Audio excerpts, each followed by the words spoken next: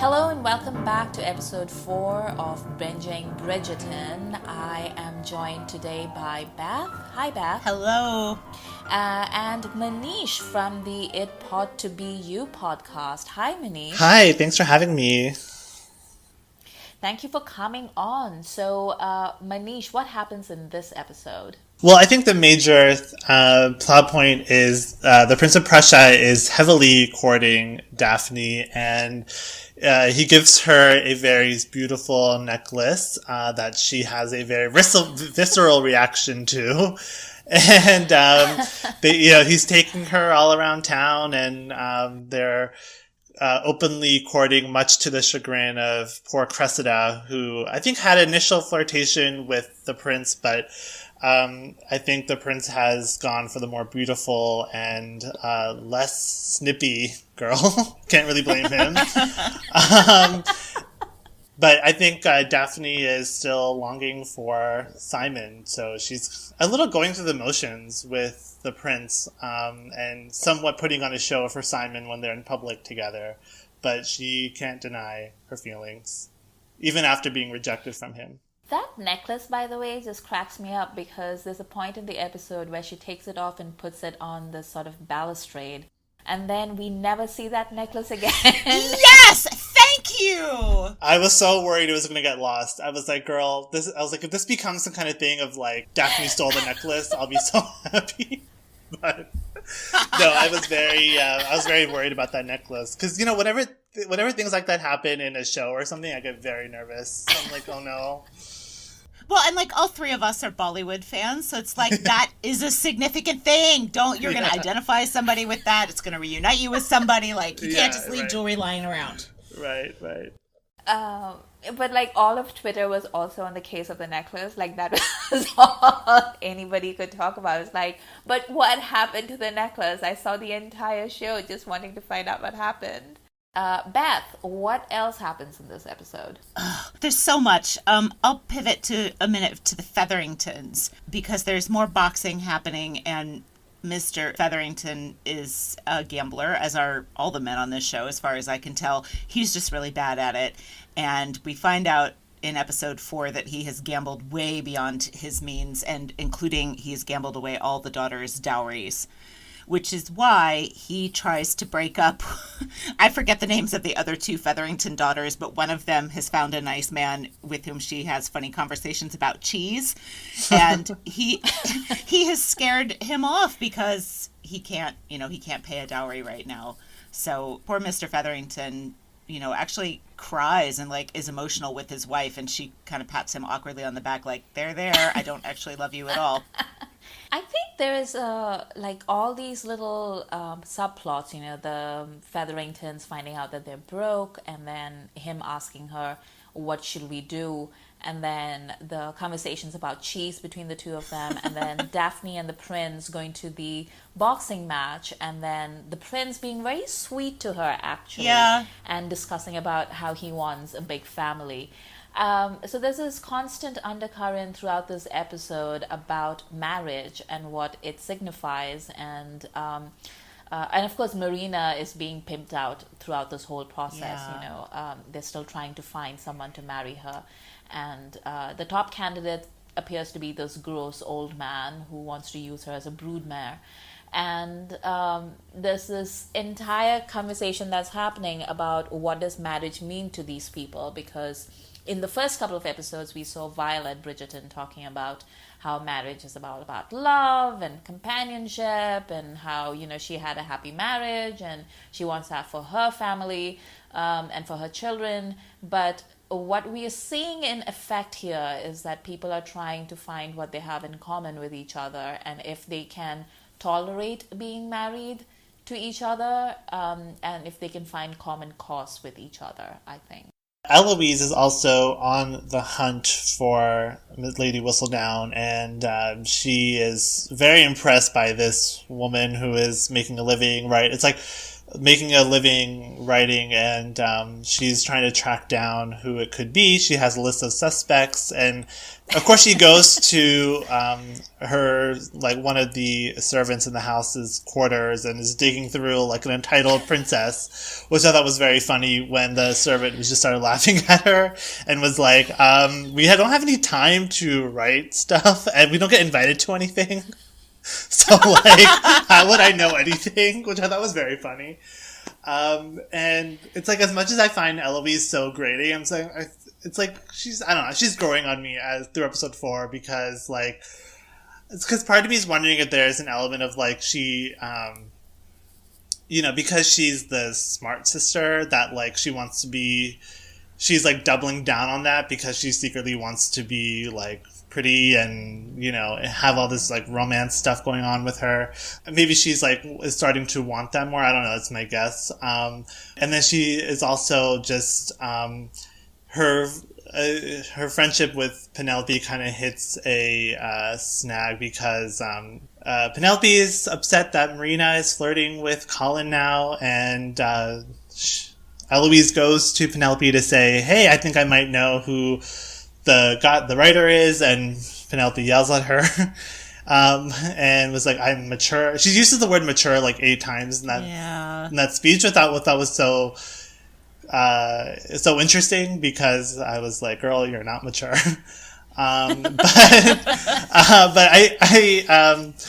So now Olivia's upset with Penelope, and Penelope is heartbroken over Colin, but I don't think this is the end of that story, so I'm excited to see where that goes, because I really like Penelope. I think she's so cute and she's very funny. Yes. Yeah. Both Penelope and Eloise are very young ladies, and Eloise is directing all of her energies into part-time sleuthing, born partly out of envy because she wants to be Lady Whistledown, but also she just wants to find out how Lady Whistledown is doing it, and so successfully. Meanwhile, Penelope has a secret that she can't share with her best friend or with anyone else because it would mean the ruin of her family. And that is that Marina is pregnant. And now Marina seems to want to marry Colin. And not only is she in love with Colin, but also she thinks Colin is a good person. And Marina thinks he's a good person as well. So, it's like, he doesn't deserve to be hoodwinked into marriage. Just because Marina needs a father for her child. So she has like all this weight on her. But let's talk about the big... Well, there are a couple of really big things that happen in this series. And the first one, of course, is that there is a discussion about race between Simon and Lady Danbury, and essentially Lady Danbury is trying to encourage Simon to make it official with Daphne, because nobody else knows that Daphne and he are putting on a front. And she says something about how Black people are now accepted in society, even at the highest levels, because Queen Charlotte is Black, and because the king fell in love with her, he decided to marry her, and now Black people are accepted in society. And Simon says, well, you can't really depend upon things like that, because if they gave it to us, they might take it away as well. And that is the extent of the conversation. It's interesting that they try to nod towards the casting, but then it doesn't feel thorough. It feels like it's plonked down out of nowhere. And Lady Danbury basically says, love conquers racism. And you're like, oh, it doesn't. It definitely does not. Especially at a systemic level. Like, it might have some good power within one little family, but like, that's not enough. So it feels very unfinished, and I if I recall correctly, and I don't want to be spoilery, but they don't really return to this in the rest of the show that I can remember, right? So it's Nope. It's half-assed at best, I would say, and it doesn't really speak to the complexities of what we do and don't see on the screen. Right. Manish, what about you? Well, I guess when I first was hearing that this show was going to feature people of different races and not just be, your kind of lily white, period show movie. I mean, it was exciting. I mean, it's always fun to see, people of color in stuff like this, just because, like, we never get to see, people, like, having these kind of, like, romance, royal intrigue, whatever plots, traditionally.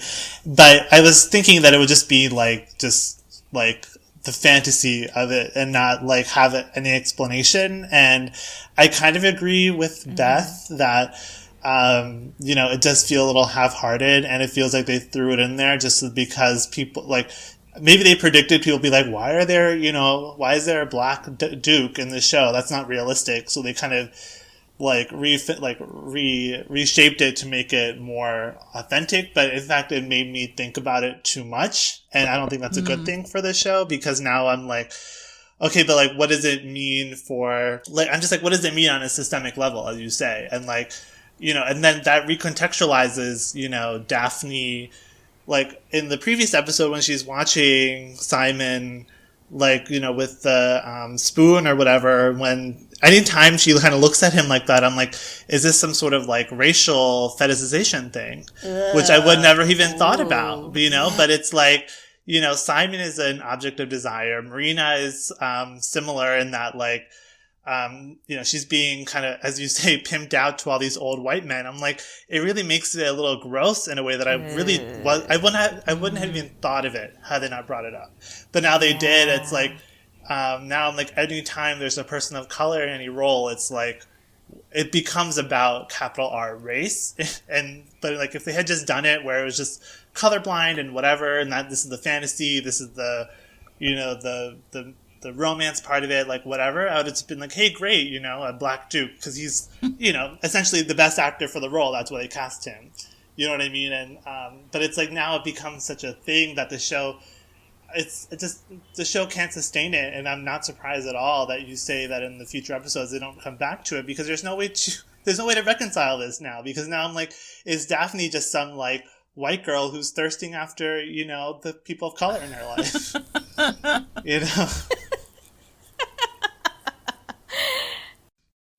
Yeah, and also, like, one of the scenes that we see in this particular episode is that Friedrich, for some reason, takes Daphne to a boxing exhibition, and he's trying to flirt with Daphne and, like, trying to discuss his expectations for marriage, and Daphne can't even pay attention because Simon is also there. So Friedrich has a champion who is fighting in the ring, and it's a white dude, a German, I think, and a big brawny dude. And then Simon's friend Will, who's also a boxer, is the other person that's taking part in the exhibition.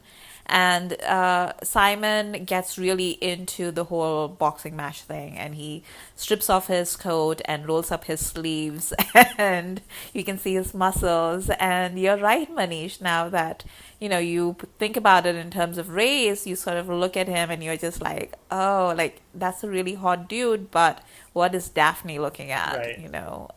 Because you're right, like, the black bodies, especially black male bodies, are so highly sexualized in a very racial way that putting this whole thing where, race and love kind of intersect it, and without any further examination or any kind of contextualization or intersection with the other issues of the time, just make it, it just makes it kind of disgusting. And I have no idea why they wouldn't just go the Hamilton way and be just like, yep, Thomas Jefferson is now a black man, deal with it. I mean, the other thing is, like, as we get towards the end of the episode, like, having Simon sort of be known as this, like, rake, I mean, that's, like, it puts that into a different context. And then at the end, when, they're going to do the duel, and it's like, I have to protect my sister's honor and my family's honor. And I'm like, I'm just thinking about, like, all those, in America in the 1960s, you couldn't even look at a white woman. And, we've seen so many stories about, young black boys getting, tortured or worse, because of, their any interaction with some, pale white woman. And so it's like, to me, it's like, I don't think, Shonda Rhimes is a very smart woman, and I'm sure the people that she has hired for the show are very smart, but I think a very dumb decision that they made is to give that scene to Lady Danbury and Simon, because it makes everything so much like, it just brings up all these like questions that I don't think the show wants us to ask and doesn't have any answer for it. Hamilton's a perfect example of this, where it's like, I don't need to have a reason why there are people of color in these positions. I don't care, because like, I'm not watching this for historical accuracy. I'm watching it for the pretty people and the intrigue and the costumes and stuff. So it just like, especially because like Daphne is she's such a little waif. It's like, it really makes it really kind of gross in a way that I wish the show wouldn't be. Yeah. Sorry. I agree. No, that's great. You're so right. I'm so glad you said all of that. And also gross is Daphne just deciding at the end of the episode that they're engaged. Yeah. Yeah. Right. She forces him to marry her, which is, in the pop culture I consume, not a common thing to see, but it's not better just because it's gender flipped. So I had not even really registered that the first time I watched the show, and I just, on the heels of really trying to think about some of these things more, when I rewatched it yesterday, I just thought, this is gross. She's awful. Right, so let's get to that. Now, one of the major things that happens in this episode is that the prince almost asks Daphne to marry him, and Daphne has a panic attack and runs out into the garden, where Simon comes upon her to ostensibly say goodbye. And as things happen, they end up making out passionately in the garden, where Anthony finds them red-handed and immediately challenges Simon to a duel. So there are two things that happen here. There is what is happening with Anthony, and then what is happening with Daphne. And then I guess the third thing is like what happens with Simon, but we'll come to that in a bit. What happens with Anthony is that he literally looks at this as an opportunity to flee his responsibilities. He is like, well, if Simon kills me, then I'll be dead. That's fine. And then if I kill Simon, then I have to flee the country. And then I can just grab Sienna, and then we can just go live on the continent and be with each other. And I don't have to worry about any of my responsibilities because my brothers will take care of it. Which, Beth, are you still going to defend Anthony? No, not in this scene. I feel bad for how much I defended him in another episode.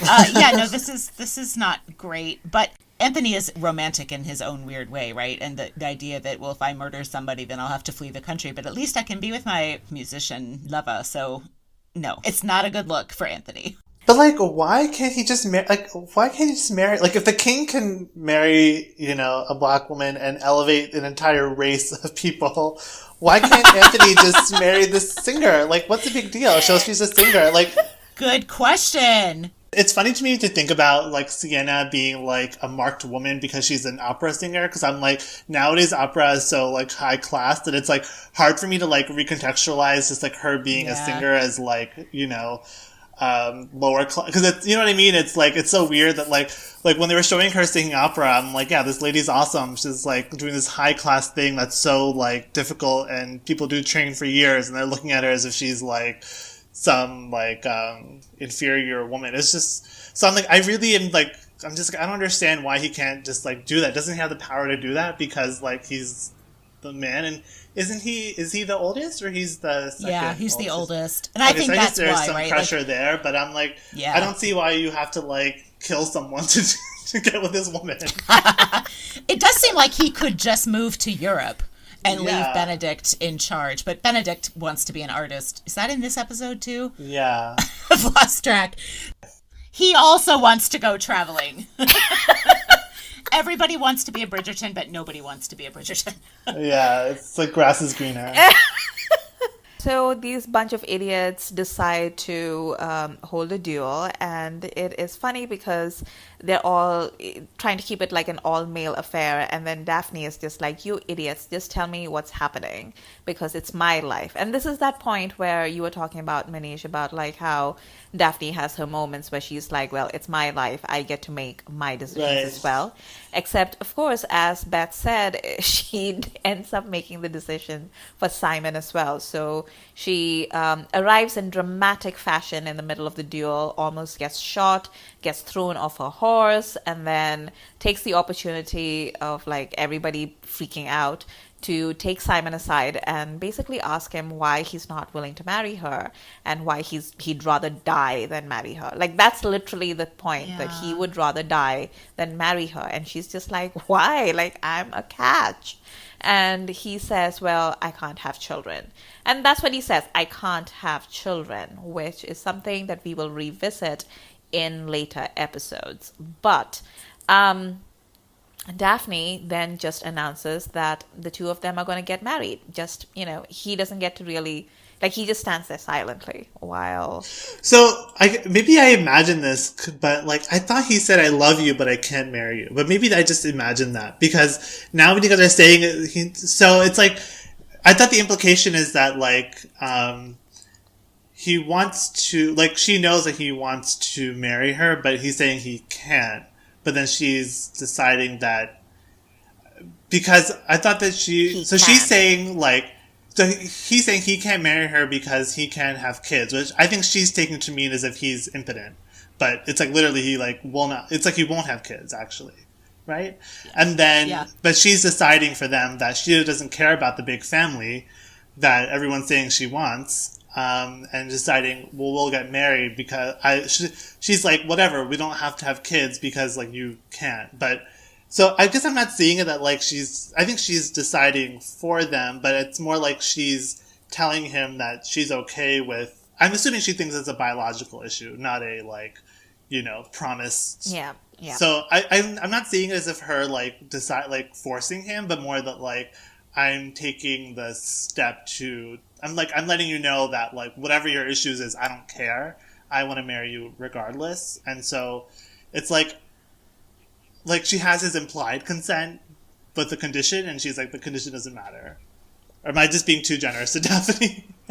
I think you're being generous, but also I think that in addition to trying to save his life, save Anthony's life, and get what she wants, this is the best answer. So she really does have a bunch of factors in this decision. This show is so full of use your words, like just say, Yeah. I don't care about kids, or I will put that aside, let's get married anyway. She could just say that, but she doesn't say that. Yeah. So. Well, she's also worried about Cressida ruining her reputation as well. Right. I want to ask you guys if you thought that Cressida knew or had seen, or she definitely saw. I think she guesses correctly. Okay. Right. I think Cressida has a nose for gossip, and she's the mean girl, and she knows exactly where to apply pressure. And I don't think she actually saw anything, because if she had, then she would have made a bigger deal out of it. Also, like I was saying, like this episode is really about managing your expectations about marriage and what everybody wants out of their marriages. And I think Daphne decides that, she needs to be, she's all throughout these episodes, Daphne has been very clear about the fact that she needs to marry well, and she needs to marry somebody who will improve her family's standing. Right. And basically set up her sisters as well. Like she's setting a good example for her sisters, and making sure that they have like more resources and social connections to draw upon when they make their debut in society. So she has a position to uphold as the eldest Bridgerton girl, and that's what we're seeing here. I wanted to end by just sort of discussing a couple of people that we haven't actually discussed on this show as yet, which is, the Bridgerton siblings, particularly Benedict, and his little subplot, which we have alluded to before but never really discussed. We have these few people in the show who yearn for something beyond what society has imagined for them, as well as the real working class people like Sienna and Genevieve the modiste, who are actually working for their living. And we see the difference between like what, say, Benedict and Eloise want and what these women or even the artist whom Benedict befriends, what their life is like. And we see Benedict in particular drawing closer and closer to the life that he wants while Eloise is still struggling. Did any of you have any thoughts about Benedict's arc in these episodes? Well, I've heard that it becomes like queer. I'm not sure which brother it is, but I've heard that one of them is like has a gay-ish arc, and I'm guessing it's Benedict just because it's. I got a lot of undertones from the artist, but Right. Yeah. That artist guy seemed very like bohemian, I guess, for the time of like. He lives on his own and he has all these naked people and he's drawing and he's all like, whatever about, like, it's kind of like on the fringes of society. I think with Benedict, it's, Eloise is like, if you want, whatever you want to do, you can just do it. Like, if you want to draw, you can just hire a drawing master or whatever. Yeah. And it, again, brings me back to Anthony, where it's like, yeah, you can just do this stuff. Like, there are rules, but like, in some ways, the rules don't really apply to you because you have the money and the privilege and the gender to kind of make your own rules because, like, Benedict, if he wants, can just, like, because he's the second sibling, he can just, like, go and be an artist and, like, the weight of the family isn't on him. He has all these freedoms, but he also feels very trapped by his, it's like you were saying earlier, like, no one really wants to be Bridgerton because there's so much, like, pressure to it. Even when you have the freedom to, go to some random artist's house and no one's really asking where you are. Yeah. Yeah. So it's interesting to me to hear you talk about Benedict because you're right. Like the way, there is a queer baiting element with the way Benedict is portrayed in this series. Because in the books, Benedict is straight. All of them are straight. They're very conventional cishet couples all throughout the 7 books. I can't remember how many books there are. But so in this particular series, like I would be interested to see if they actually do go with a bi version of Benedict because there is I don't want to spoil too much for you, Manish, because you haven't seen the other episodes, but there are scenes in which Benedict is clearly with women, but he's also clearly comfortable being with, he's not homophobic, is what I'm saying. Right. But also, like, I have, like, I know that this is a period in British history where homophobia was rampant, right. And being gay was actually punishable under the law. Like, you could be sent to jail if somebody discovered that you were gay. So that does exist. Like, that is the real historical context. But again, with this show, I never know, like, what are they doing with the historical context? Because it doesn't seem to have any clarity of thought when it comes to addressing any of these issues, and yet it constantly flirts with these real life issues. So I'm just like, I don't understand what it is that you're trying to do here. Oh, I'm so confused.